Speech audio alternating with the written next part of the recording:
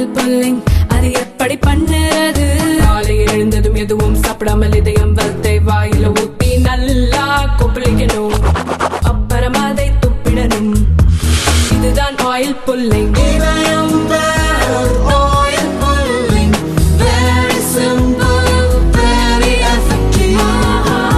சென்னையில் முதல்வர் ஸ்டாலின் செய்தியாளர்களை சந்தித்தார்.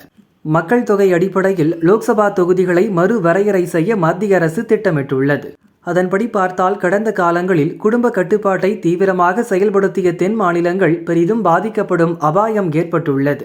மக்கள் தொகை அடிப்படையில் தொகுதிகள் மறுவரையறை செய்யப்பட்டால் தமிழகத்தின் லோக்சபா எண்ணிக்கை குறையும். இதனால் பார்லிமென்ட்டில் தமிழர்களின் குரல் நசுக்கப்படும். எனவே தொகுதி மறுவரையறை, நீட் தேர்வு, புதிய கல்விக் கொள்கை குறித்து விவாதிக்க மார்ச் 5ஆம் தேதி தலைமை செயலகத்தில் அனைத்து கட்சி கூட்டம் நடக்கும். அதில் பங்கேற்க 40 கட்சிகளுக்கு அழைப்பு விடுக்கப்பட்டுள்ளது என ஸ்டாலின் கூறினார். தமிழ்நாடு இன்னைக்கு மிகப்பெரிய உரிமை போராட்டத்தை நடத்த வேண்டிய சூழ்நிலைக்கு தள்ளப்பட்டிருக்கு. ஆகவே வருகிற 5ஆம் தேதி அனைத்து கட்சி கூட்டம், அதாவது பதிவு பெற்றிருக்கும் தேர்தல் ஆணையத்தில் ரெஜிஸ்டர் ஆகிருக்கக்கூடிய 40 கட்சிகளை அழைக்க முடிவு செஞ்சு இன்றைக்கு நாங்கள் அவர்களுக்கெல்லாம் கடிதம் அனுப்ப போகிறோம்.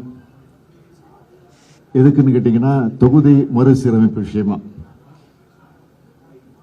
ஏன்னா தொகுதி மறுசீரமைப்பு பேரில்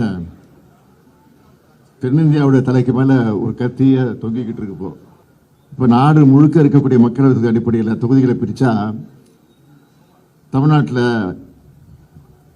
இருக்கக்கூடிய தொகுதிகளில் 8 தொகுதிகளை இழக்க வேண்டிய ஒரு சூழ்நிலை ஏற்பட்டிருக்கு. அதாவது தமிழ்நாட்டுக்கு 39 எம்பிகள் இருக்க மாட்டாங்க, 31 எம்பிகள் தான் இருப்பாங்க.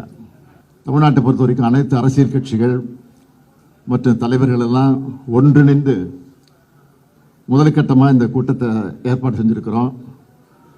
அனைத்து கட்சிகள் எல்லாம் கடந்து அரசியல் எல்லாம் கடந்து இந்த விவகாரத்தில் ஒன்று சேர்ந்து குரல் கொடுக்க வேண்டும் என்று உங்கள் மூலமாக நான் இப்போவே கேட்டுக்கிறேன்.